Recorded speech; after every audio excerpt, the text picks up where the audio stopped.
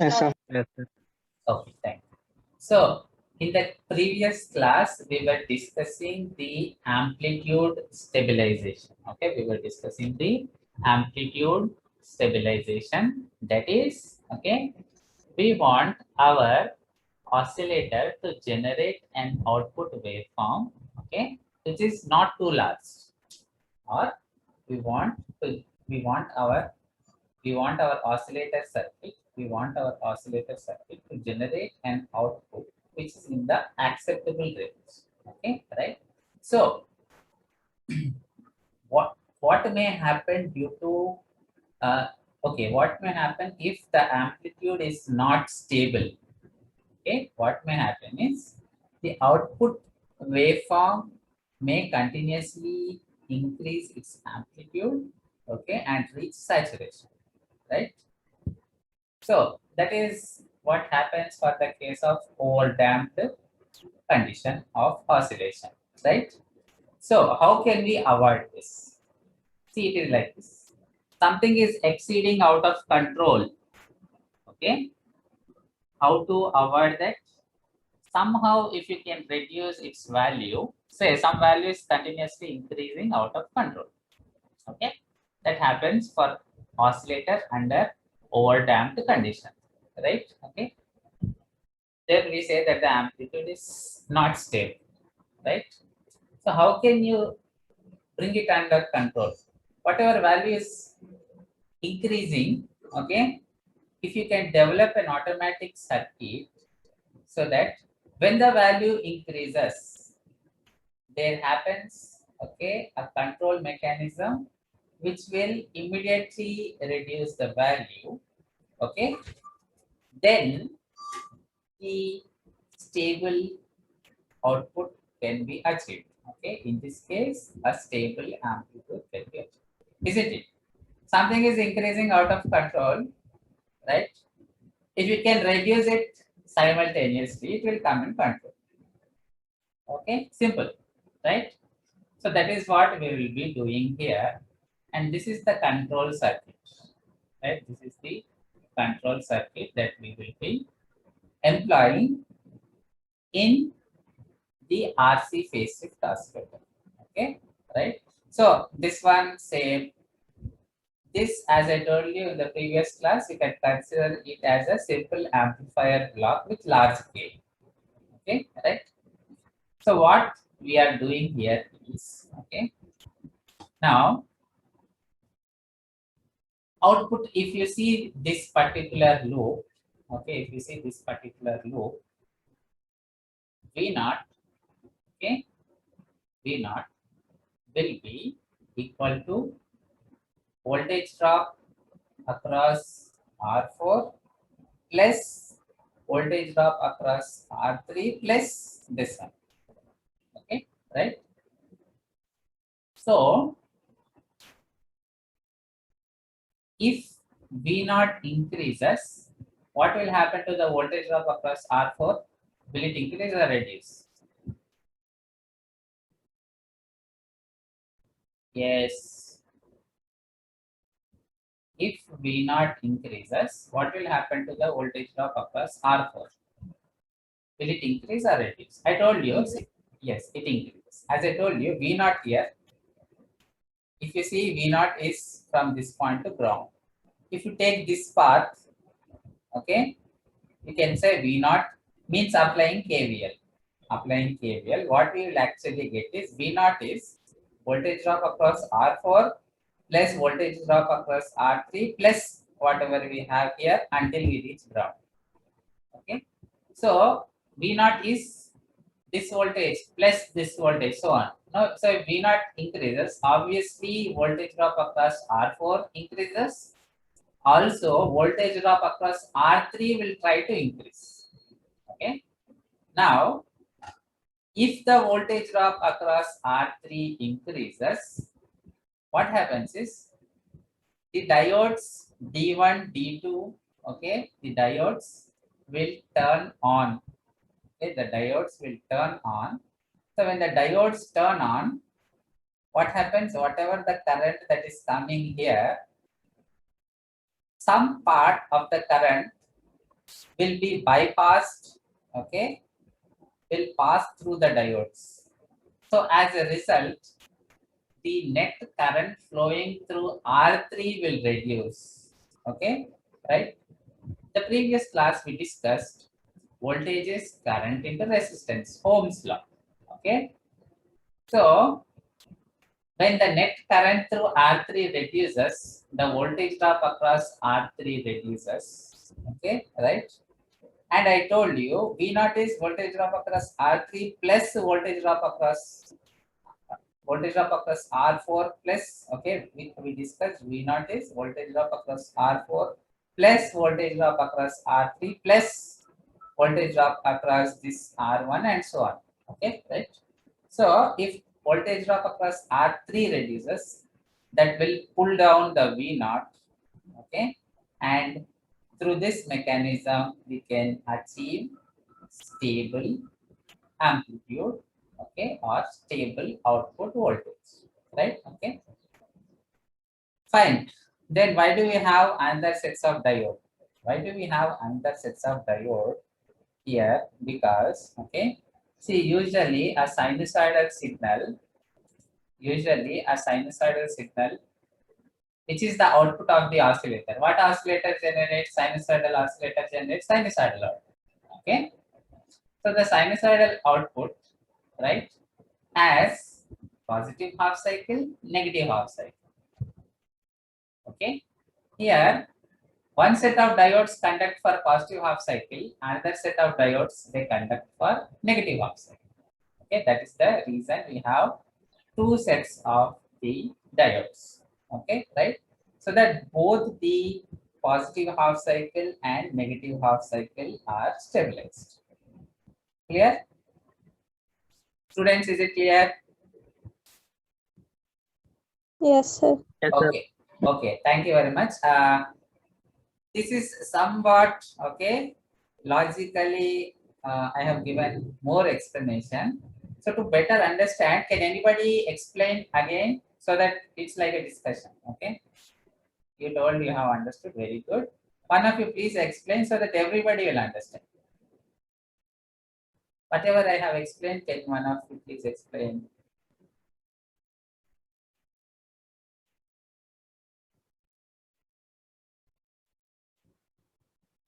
Just explain, I will help you. If you are stuck anywhere, I will help you. Somebody else can also help. Okay, it is just like discussion so that we understand this better. Yes, students. Fast, please.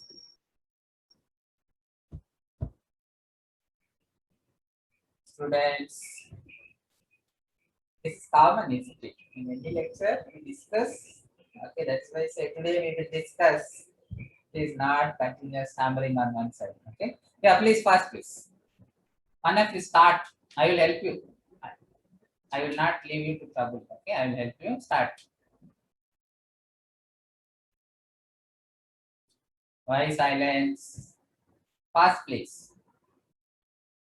So once you repeat it again, Okay. so then we'll try to. Okay. So here, okay, first of all, what is the basic idea? What we are trying to do here? That one you tell. What we are trying to do here? First, what is the main motto? Keep the output amplitude constant. Sir. Yes, very good. Okay. The amplitude stabilization. What is our target here? Amplitude stabilization. Amplitude stabilization means, okay, if the output tries to increase its amplitude out of control, then we are using a mechanism so that it is automatically getting stabilized. Okay, right? So what is the mechanism? Here, V naught, okay, the output voltage V naught, if we apply KVL to this loop, V naught will be voltage drop across R4 plus voltage drop across R3 plus voltage drop across R1, so on. Okay, we are only interested in R4 and R3 for now.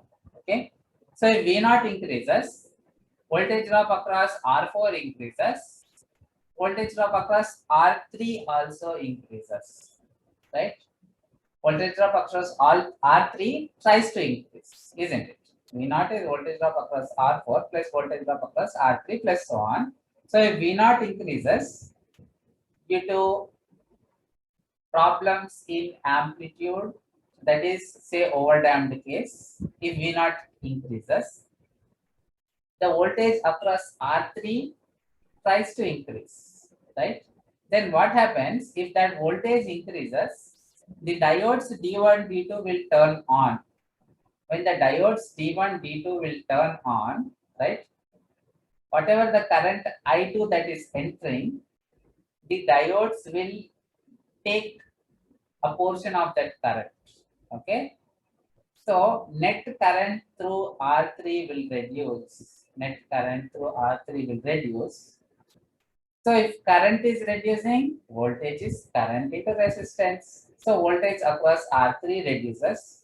So this mechanism will reduce the output voltage, okay, to keep the output amplitude stabilized. Okay, so if V naught increases, automatically the diodes will start conducting and they will reduce the voltage drop across R3, because of which V naught will again reduce. So this is the technique. If something is increasing out of control, right?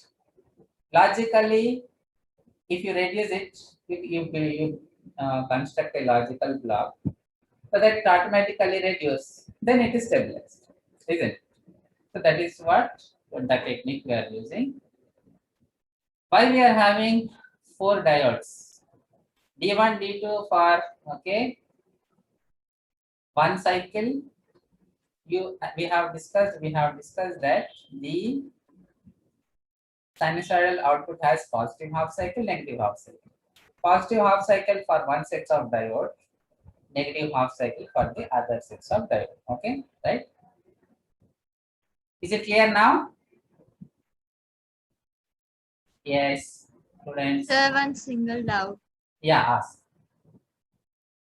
Sir, I don't know whether it is, but when this I2 current is entering through this D1 and D2 diodes, Yes. then what about the current generated, that mainly like microcurrent generated from this diodes D1 and D2? See. Now you are talking about current flowing through D1, D2, isn't it? Okay. Yeah. So one thing first I want to clear, that is during positive half cycle, one sets of diode. I am talking about the positive half cycle. For positive half cycle, one sets of diode are on, other sets of diode are off. Okay. For negative half cycle, the first 2 diodes off, bottom 2 diodes on. So at a time only you have only one line of diodes, means only 2 diodes. Off means you can say they are as good as not connected in the circuit. Okay, clear? So if we consider positive half cycle, we have to ignore D3, D4. We have to only consider D1, D2. If you are considering negative half cycle, you can ignore D1, D2. You will only consider D3 and D4. Okay. So now, what happens here is, see, when the diodes are on means forward biased, not reverse biased. Okay. Anyway, reverse biased current is negligible. Ideal case, you can say nearly zero. Okay. Ideal case, you can take it as zero. Zero current means they are as good as not connected in the circuit. So that approximation you can make. Okay. So the only current that you will consider is forward biased current, which is usually large. It is in milliampere. Okay, right? So a milliampere range of current is diverted from entering into R3, right? So voltage across R3 reduces. Is it clear? Yes. Is it clear? Nikita Sharma, Yes, is it? sir. Okay, right. So any other doubts? Okay, then you can, like one of you can quickly explain. Fast, please.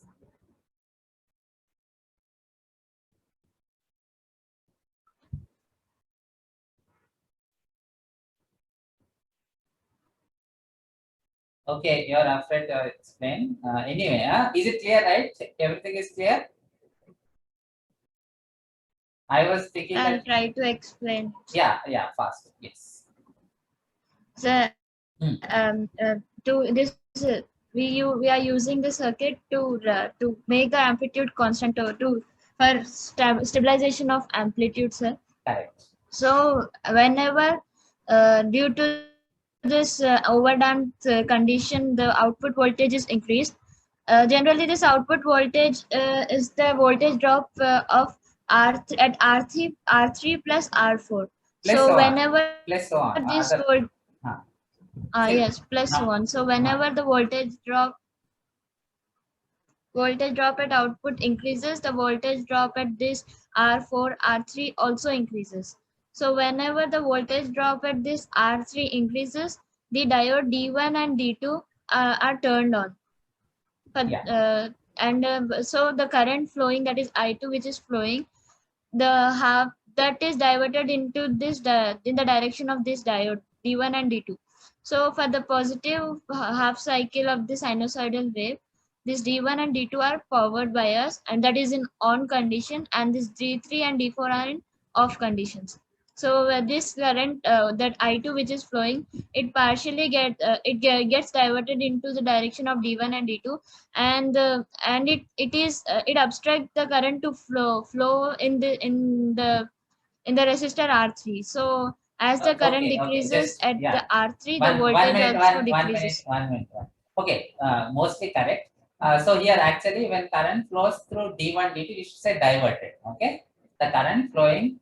See, if suppose D1, D2 are not there, the entire I2 will flow through R3, isn't it? Okay. If D1, D2, Yes, sir. if D1, D2, or suppose D1, D2, D3, D4, all these diodes are not there, the entire I2 will flow through R3. But because of these diodes, what the entire I2 will not flow through R3, the diodes are on, so they will divert the current. Okay, the I2, ideal case, the entire I2 they will divert. If the diodes are ideal, okay, the entire I2 they will divert so that zero current flows through R3. Practically, the diodes have cut-in voltage. Okay, silicon diode has cut-in voltage 0.7 volt. So 0.7 volt plus 0.7 volt. The total voltage across R3 will be 1.4 volt. Okay, right? So anyway, the maximum voltage across the R3 will be 1.4. It will not go beyond that because the diodes will limit. Okay, so this is what happens. So yeah, whatever you have said, perfect. Okay, additionally, one point I wanted to add, that is when the diodes are on, okay, it is the current through R3 is getting diverted. See, actually, if diodes are not there, entire I2 will flow like this. So I2 into R2, the voltage drop will be high. But now I2 is coming here, some portion of I2 will flow like this. Okay. So the net current flowing through R3 gets reduced, isn't it? For example, okay, 100 milliampere is flowing. Say 30 milliampere is diverted by this D1, D2. Only 70 milliampere will flow through R3. Okay, right? So net voltage across R3 will reduce. Is it clear, students? Yes, sir. Okay, right. So I'm sure you have. Okay, I have.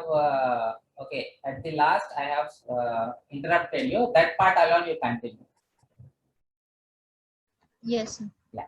So as the net voltage near this R3 decreases, the voltage at the output also decreases. So with this we can stabilize the output of this Okay. circuit, sir. Okay. Good. Now another technique, that is, see. Okay, I have output amplitude stabilized, right? One of you think and tell me. Suppose, say stabilized means we have designed the circuit for 5 volt, it will only give 5 volt, right? Now, if I want to tune the output, say, I can see, for example, what you have in your televisions, okay, radios. you have an option to tune the output, isn't it? That is, you can make the output larger or smaller, right? So manually you can have a knob, okay? Rotating the knob, the amplitude can increase or reduce. This will be an additional feature, okay, for the circuit. Now think and tell me, if I want tunable output at the, okay, means based on my situation, I want 5 volts, I want 6 volts, I want 7 volts, whatever I want, I should be able to tune. For that, additionally, what modification we should make to this circuit? Anybody think an answer? Some modification we can do, okay, to this circuit, so that now output is anyway stable, but that value, okay, 5 volts stable peak to peak, okay, 5 volts I have. No, I don't want 5 volts. My application needs 7 volts. Then I should be able to tune it. Okay. Right? Then it will be stable. Yeah. What can we do? Can we add an operational amplifier at the output Okay. Yeah, fine. But to amplify? okay, that is also possible. Easier technique. Increase the number of diodes. Increase, very good. Okay, right? That will work. Increase the number of diodes, right? So here actually what happens is, that is really good answer. Okay, so what happens here is we are using diodes under forward bias, so that will generate 0.7 volt. Instead we can use a Zener diode under reverse biased. 5 volt Zener diode will generate 5 volts. Okay, so 5 plus 0.7, 1 Zener diode or 2 Zener diodes. Okay, we can use and we can get larger voltage. Very good, that is correct. Any other technique? Perfect answer. Any other technique?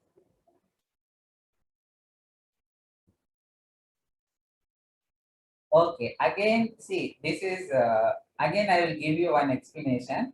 From that, again, I am expecting you to think and answer. Same old explanation I am repeating. V naught is voltage drop across R4 plus voltage drop across R3 plus so on. Did anybody get idea from this? So, okay, again one more. If I put another resistor here, say Rx. If I put another resistor here, Rx, right? So V naught will be R4 plus Rx plus R3 plus so on, right? Now if that Rx, if I am able to vary, will the output voltage vary? Will it be? Yes, sir. So that is another technique. Okay. So another interesting technique that you can, right, use to further develop the quality of the circuit. Okay, that is, we can put an additional variable resistor. Okay, in between this R3 and this R4, right, we put another variable resistor. Variable means you can change, right? You can put a variable resistor, right? And now if I vary that resistance, the net output voltage will vary. Okay, so these are the two techniques. Very good. Another technique your friend has told, Zener diodes. It is here, last point. Okay, the output of the oscillator can also be controlled as per the requirement by connecting back-to-back Zener diodes, okay, of appropriate ratings at the output. See, this is what I want my students to do. I want you to think, okay? If you think, the knowledge will come from inside. I did not teach you Zener diodes. One of your friend, he has, okay, he has used his brain and he has brought the knowledge from inside. Okay, right? So I will suggest always, if new subject is given, first see, okay, electronic circuit and what I will study in this, you have to think. Okay, then based on your thinking, quickly check syllabus. Is it as per what I am thinking? No, no, no, something else. Okay, then what happens is, okay, you will understand more than what is written in the syllabus or textbook, and that is what I am expecting from my students. Think, it will be interesting. Okay, you will have more knowledge compared to the others. Okay. So anyway, these are the two techniques, and using these techniques, we can have the amplitude stabilization, right? Okay, and not only amplitude stabilization, okay, we can have what is the range? What is the range of the output amplitude that we want? What is the range? Okay, or by adjusting this R file, we can have a range of values of the output voltage. In that range, whatever value we need, okay, we can get it by tuning this R file. Okay, by tuning this R file means not only we can get stable amplitude, what value we want, at what value we want the output amplitude to be stable, that is also now in our control. Okay, right? With the help of this R file or replacing the diodes with Zener diodes. Okay, is it clear, students? Any doubts? Is it clear? Yes.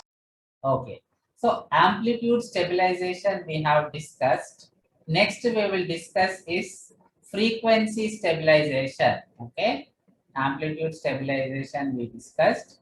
Next we will discuss frequency stabilization. Okay, very easy concept, only theoretical. We won't have any circuits here. Okay, and some part of frequency stabilization we already discussed while we discussed the crystal oscillator. So I hope this part will be very easy for you. So theoretical concept that we will now discuss is frequency stability of oscillator. Okay. So what do you mean by frequency stability? Amplitude stability means output amplitude should be constant. Frequency stability means what? What do you mean by, when do you say that your oscillator has frequency stability? Okay, when do you say that your oscillator has stable frequency? When do you say that? The frequency is constant at the output. Very good, simple. Okay, amplitude stabilization means stable, okay, constant amplitude at the output. Frequency stabilization means constant frequency at the, see, just by thinking. If suppose other college students, they are not thinking, they will by heart frequency stabilization, oscillations must remain constant. They will by heart so many. It is unnecessary burden on brain also. Okay, so always think, right? So frequency, very good, correct answer. Frequency stabilization means we want the frequency of the oscillation to remain constant. Okay. Now, to understand, okay, when we can have frequency stabilization, first we have to understand what are the problems because of which the frequency changes. Okay, right? So, what are the problems? Those are the internal capacitance of the transistor, right? Then due to temperature, the circuit elements value, it changes. Okay, so first of all, what is the frequency stability? Okay, it is the measure of ability of an oscillator to maintain the desired frequency as precisely as possible, okay, for as long a time as possible. See, it is like this. We want the oscillator to maintain the desired frequency precisely, isn't it? That is what is frequency stability, but preferably for a very long time. Okay, then what happens in the transistor? Okay, it could be Hartley oscillator, Colpitts oscillator, right? Even RC phase shift oscillator, any oscillator where we are using the transistor. How many junctions does the transistor has? Two. Very good. Okay. Transistor has two junctions, emitter base junction, collector base junction. Okay. And collector base junction is reverse biased. Now, the collector base junction reverse biased, right? Okay. The depletion region, any reverse bias junction, the depletion region together gives the capacitive effect. This also we have discussed earlier. Okay. Well, we discussed high frequency model of the bipolar junction transistor. Okay. Anyway, so this capacitor is dominant at higher frequencies. Okay. The transistor capacitor is dominant at higher frequencies. See, in simple words, transistor has junction, junction has capacitive effect, right? At high frequencies, this capacitive effect, okay, will affect the capacitances in the tank circuit. Means now the overall equivalent capacitance, we should consider the transistor capacitance also, and the reverse biased base collector junction capacitance is dominant. Okay. So because of that, the frequency will change, right? So what happens? Simple words, the collector base junction gives capacitive effect, and because of that, the overall capacitance is not just the capacitance in C. You are using formula of tank circuit, 1 by 2 pi root LC. Okay. But additionally, what is happening? The C is not what you are thinking, because the transistor capacitance is also included. So you will get wrong result, right? Your theoretical frequency will be something. Practically what you get will be different from that. Okay. So this is what happens due to the effect of the junction capacitor of the transistor. Okay, the base collector junction of the transistor. Not only that, if you see the transistor, its parameters change with temperature. Okay, and because of that, the oscillating frequency changes. So practically your circuit will not provide stable frequency. Okay, your circuit will not provide stable. See, electronics is full of approximations. Remember this throughout, okay, your career. Electronics is full of approximations. If we say 5 volt, you will not get perfect 5 volts. It will be 5.00 something, okay, 4.999 something. It will be fluctuating. So electronics is full of approximations, right? Okay. So when will we say it is stable? If it is acceptable. So for suppose 5 volts constant we want, 5.0001, okay. 4.999, okay. If it is changing 3 volts, 2 volts, that is not acceptable. Okay, right? So as long as it is in acceptable range, right, we go ahead with our circuits. Okay, anyway. So factors affecting, so far we have discussed generally frequency stability of oscillator. Now in detail we will discuss what are the factors affecting the frequency stabilization. Okay, the frequency stability. So here, due to change in temperature, the the inductor and capacitor values change. Okay, another problem. Temperature changes, right? The inductor, you know, solids expand, contract based on temperature. So when that happens, the net values of the inductor and capacitor also change, right? So when the values change with temperature, obviously frequency changes. Okay. And just now we discussed second point. The transistor parameters change with temperature. Okay. So frequency also changes.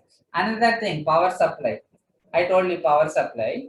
Suppose we are using 12 volts. It will change 12 point something or 11 point something. Okay. Right. And because of that, what happens is the rate of charging, discharging is also affected. Okay, right? So frequency also changes with the power supply variations. Then atmospheric conditions, climatic conditions, okay, right? And aging as time goes on. We have discussed this while we discussed crystal oscillators. With respect to time, the stability changes. Then load, okay, when we connect the load, the charging and discharging time constant R into C, okay. So charging and discharging time also changes. So with respect to the load resistance, the frequency changes. Then transistor capacitive effect, sixth point we already discussed.